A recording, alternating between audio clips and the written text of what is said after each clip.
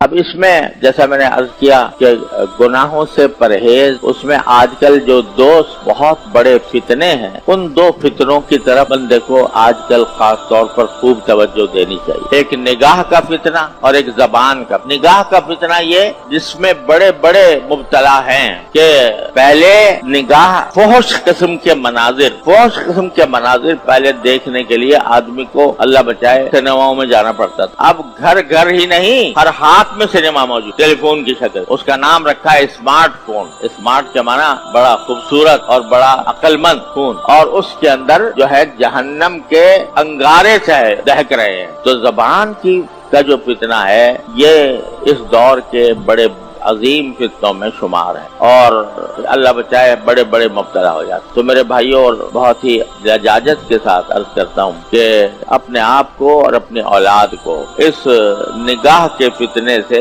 بچائیں، کیونکہ نگاہ کے بارے میں کہا گیا ہے کہ یہ ابلیس کا ایک تیر ہے، شیطان کا ایک تیر ہے، اور اس کے غلط استعمال کے نتیجے میں بندہ اللہ تعالیٰ سے دور ہوتا چلا جاتا ہے۔ جتنا غلط استعمال کرے گا اتنا ہی دور ہو۔ دوسرا ایک بہت بڑا فتنہ ہمارے دور کا وہ ہے زبان کا۔ زبان اللہ تبارک و تعالیٰ نے ایسی چیز عطا فرمائی ہے کہ اگر ہم چاہیں تو اس کے ذریعے جنت کے خزانے اپنے نامہ اعمال میں ڈال سکتے۔ زبان سے اللہ کا ذکر کر لیا، سبحان اللہ ایک مرتبہ کہہ لیا، ایک مرتبہ سبحان اللہ کہنے سے بھی نامہ اعمال کا پلہ بھر جاتا، ہر اللہ کے ذکر کے ساتھ۔ تو اللہ نے یہ نعمت اس لیے دی ہے کہ ایک سیدھی سچی بات ہم دوسرے تک پہنچا دیں، اپنا معافی ضمیر دوسرے پر واضح۔ جن کو یہ نعمت میسر نہیں ہے ان سے دیکھو ان کے اوپر کتنی بے چینی ہو، لیکن اللہ نے ہمیں یہ نعمت دے دی۔ اس کو غلط استعمال اس کا کیا ہے کہ جھوٹ بولنا، خلاف واقعہ بات کہنا، یا غیبت کرنا، یا بہتان لگانا، الزام لگانا کسی کے اوپر بغیر کا۔ اور جھوٹ کی ایک شکل یہ بھی ہے، جھوٹ کی ایک شکل رسول کریم سرور عالم صلی اللہ علیہ وسلم نے ارشاد فرمائی کہ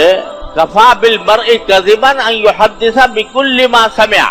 انسان کے جھوٹ کے لیے یہ بات کافی ہے کہ وہ جو بات بھی اس کے کان میں پڑ جائے اس کو آگے چلتا کر دے بغیر تحقیق کیے۔ یہ بھی جھوٹ، یہ بھی گناہ ہے۔ افواہیں پھیلائی جاتی ہیں، ان افواہوں کو بغیر تحقیق کے آگے بڑھا دینا یہ بھی گناہ ہے، گناہ عظیم ہے۔